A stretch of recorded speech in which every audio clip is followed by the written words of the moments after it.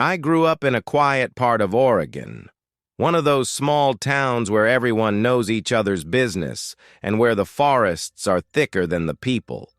Behind our property stretched miles of pine trees, endless and dark, like a wall that swallowed sound. As a kid, I used to wander those woods every weekend. I thought I knew every trail, every tree, every sound. But that changed the October I turned 16. It was a Friday evening, cool, calm, that kind of dry chill that smells like smoke and damp leaves. My dog Max was restless, whining at the back door. So I grabbed my flashlight, threw on a jacket, and we set out for our usual walk through the forest path. The sun was sinking, painting the treetops gold. Everything looked peaceful. Too peaceful, actually. About half a mile in, the sounds of the forest began to fade. No birds, no insects. Just the crunch of leaves under my boots. I remember thinking how weird it was. That kind of silence doesn't happen in the woods. Even the wind had stopped. Max froze, ears perked, staring ahead into the trees. Then I heard it. A whisper. At first it sounded like wind through pine needles, but then I caught a shape to it. A voice. "Hello?" It was faint but human. A woman's voice, somewhere deeper in the forest. My chest tightened. I called out, "Hello? Are you okay?" No answer. Then again, soft and trembling. "Help me." It didn't sound panicked, just tired, sad. Max began to growl low in his throat, tugging on the leash. Every instinct told me to turn around. But my mind said, what if someone's actually hurt? So, I stepped off the path. The deeper I went, the thicker the trees grew. The air smelled wet and earthy. Branches cracked underfoot like breaking bones. The voice came again, closer this time, but still somehow distant. "This way." I kept following, turning in circles, trying to find where it came from. Every time I thought I was close, it moved again, just beyond reach. After what felt like 20 minutes, I stumbled into a clearing I didn't recognize. In the center stood a huge fallen pine tree, rotted through the middle. The bark was stripped away in spots, the wood inside black and spongy. I was about to turn back when I heard it again, this time coming from inside the hollow trunk. "Don't leave me." The voice was clearer than ever. My skin went cold. Max barked wildly, trying to pull me backward. Still, I crouched down and shined my flashlight into the hollow. At first, I saw nothing but damp wood and fungus. Then something moved, something pale. It looked like the side of a face, human, pressed against the wood, and then it slipped back into the darkness. I stumbled backward, dropping the flashlight. Max started barking frantically, pulling me toward the path. That's when I saw the handprints, all around the hollow. Small, muddy handprints, dozens of them. Some fresh, some smudged, all facing outward like someone had tried clawing their way out. I grabbed Max's leash and ran. I didn't stop until I saw the faint glow of our porch light. When I got home, I was shaking so badly my mom thought I was sick. She asked why I'd been gone so long, said it was almost 10. But I'd left around 4. I didn't sleep that night. I just sat by my window staring out toward the woods. The trees stood still under the moonlight, silent as stone. The next morning I went to the local library. I told myself it was just curiosity, but deep down, I needed to know if anyone else had ever heard that voice. There was an old article from 1991 about a woman named Emily Rhodes. She'd gone missing while hiking near our town. The search party found her backpack, her jacket, a white one, but never her body. The article mentioned that her last known location was a few miles north of my family's property. That night, I dreamt I was back in the clearing. The hollow tree was there, but this time the voice wasn't whispering. It was singing, low, mournful. I woke up drenched in sweat, Max growling at the window. I went to check. Out past the fence, between the trees, stood a figure in white. Still, watching. I blinked, and it was gone. I used to work as a forest ranger in northern Idaho, the kind of place where the world feels untouched. No cell service, no traffic, just endless green hills and fog drifting through the trees like breath. I took the job because I loved the quiet, the isolation. But I learned pretty quickly that some parts of the forest don't want to be quiet. They want to be left alone. Last year, in late October, I was paired with a new partner named Lewis. He was younger than me, chatty, the kind of guy who whistled on patrols. Our assignment was to monitor a section of forest that had recently seen reports of illegal hunters. The area was remote, a 20-mile stretch of rough terrain and old logging trails. I'd been through that region plenty of times before. I thought I knew it by heart. That morning was gray and misty, the kind of mist that hangs low and turns every tree into a silhouette. We parked the truck near mile marker 17 and started hiking east. The air was damp, heavy with the smell of pine sap. For the first few miles, it was uneventful. Just the crunch of boots and the occasional crow echoing overhead. Then, around noon, we noticed something strange. A narrow dirt path veering off from the main trail. It wasn't on the map. The edges were rough but recently cut, like someone had cleared it within the last few days. Fresh sawdust clung to the stumps. Lewis joked that maybe the hunters made themselves a shortcut. We followed the path for about half a mile. The deeper we went, the quieter it became. Even the wind seemed to vanish. Then, just ahead through the trees, we saw it. A cabin.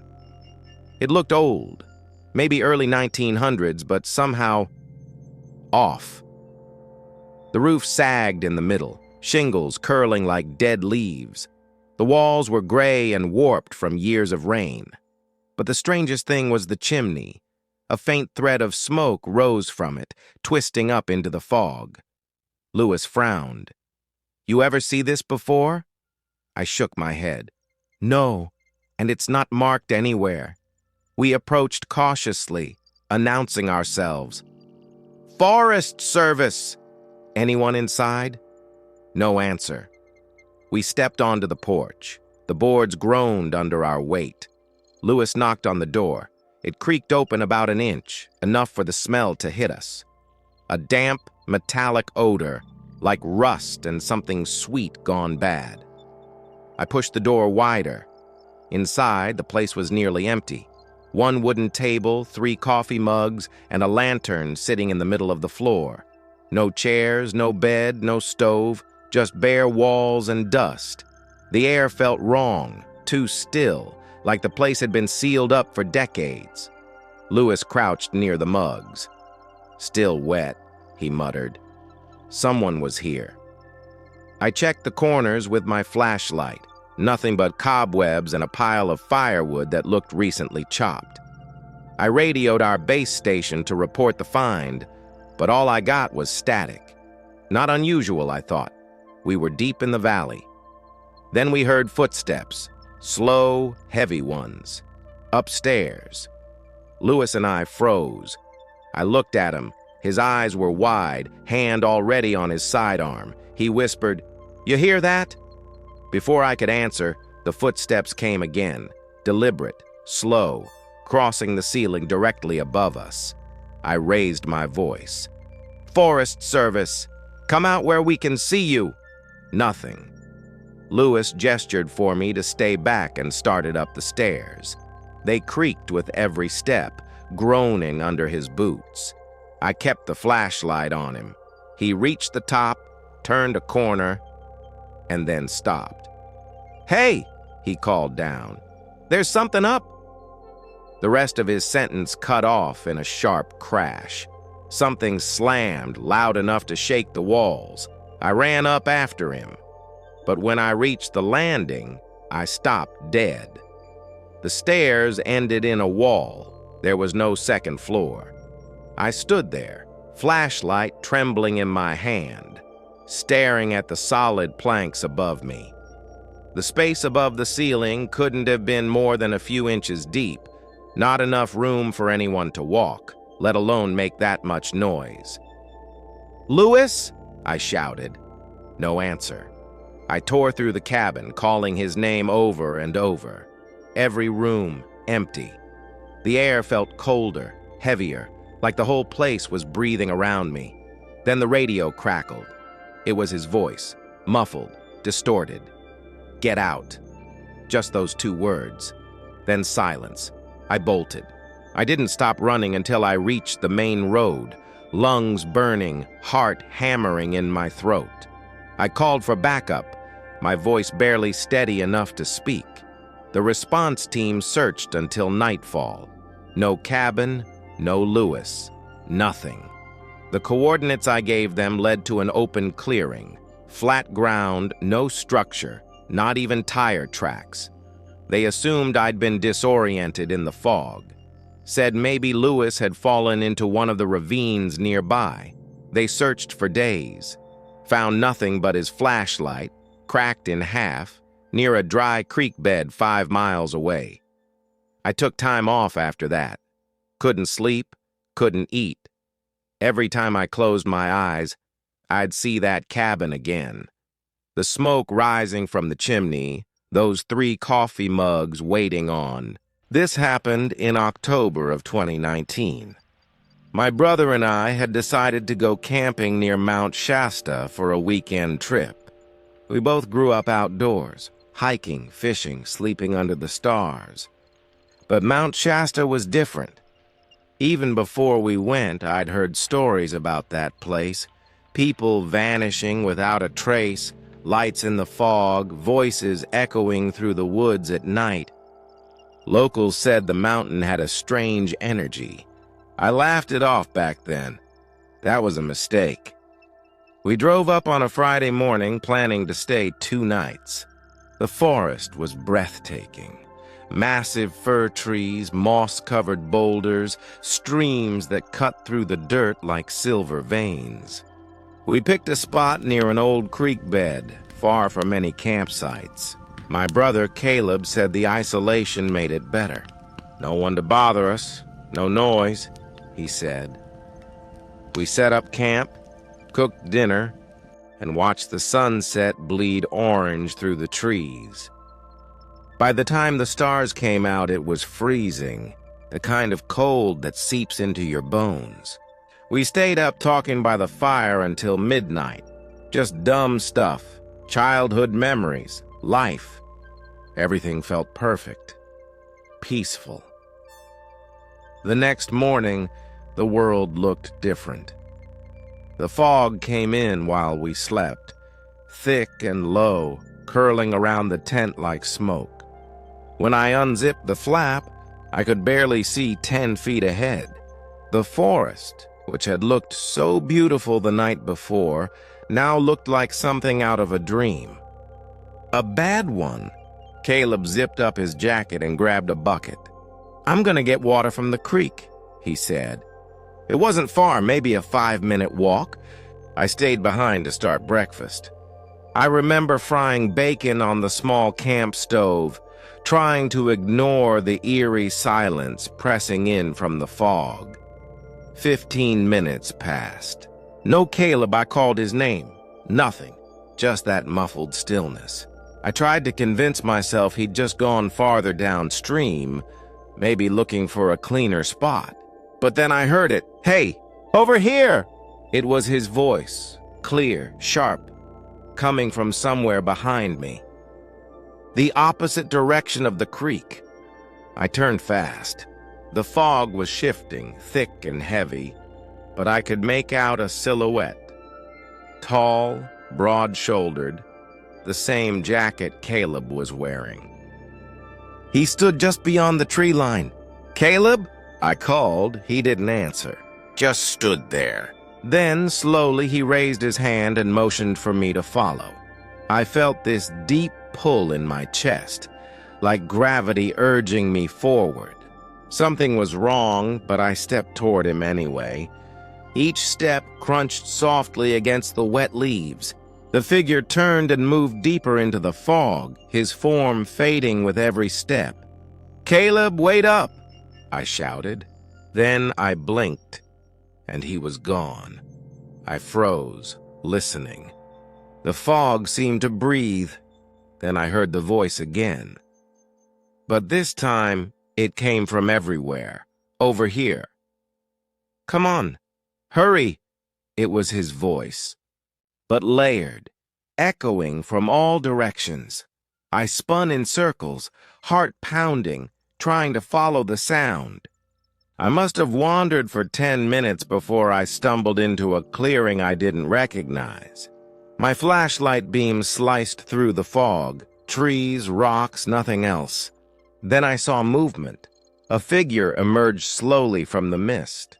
Same build, same jacket, same stance. But as it stepped closer, I realized something was off. The face, it looked like Caleb, but not. The skin was grayish, almost translucent. The eyes were wrong, wide, unblinking, too dark. It smiled, but the mouth didn't move right. "Come here," it said, in Caleb's voice. That broke the spell. I turned and ran. Branches tore at my jacket, my breath coming out in sharp bursts. I didn't stop until I tripped over a root and hit the ground hard. My flashlight rolled out of my hand, the beam slicing across the fog. And there, standing just a few feet away, was the same figure.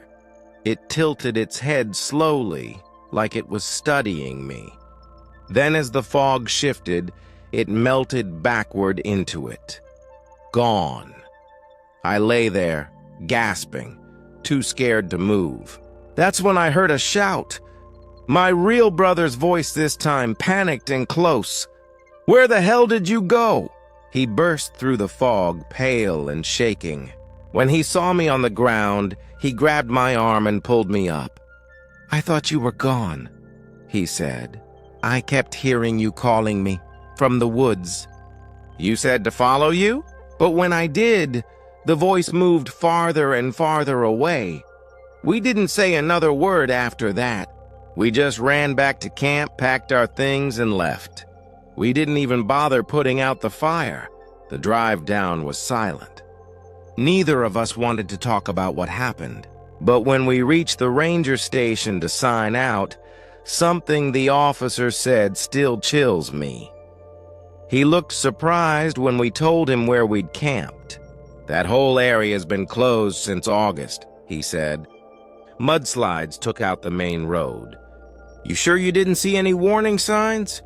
I told him there weren't any roads blocked. We'd driven in just fine. He frowned and shook his head. "That's not possible. The entire access route's gone." We left without arguing. But in the back of my mind, something gnawed at me. If the roads were gone, how did we get there? For weeks afterward, I couldn't shake the feeling that something had followed us home. At night, I'd wake up and hear faint footsteps outside the window, or what sounded like whispering in the wind. Caleb said it was just my nerves. But one night, he called me at 2 in the morning, voice shaking. He said, "I think I heard you calling me again, from outside my house." I asked if he looked. He said no. He just sat there frozen while the voice kept repeating his name, until it stopped.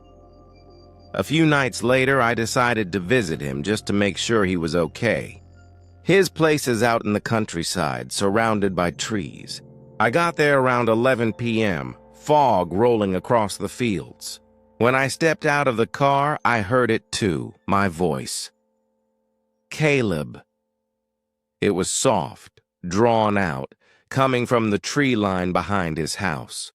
I stood there listening, too afraid to move. The fog moved in waves between the trees, shapes flickering inside it, too tall, too thin. I didn't go inside that night. I left. A month later, Caleb moved out of state. We barely talk about it now, but every October, when the fog gets heavy and the air smells like cold pine and smoke, I remember that voice. And sometimes, when the night is too still, I hear it again in my own voice, whispering from somewhere in the distance. Over here.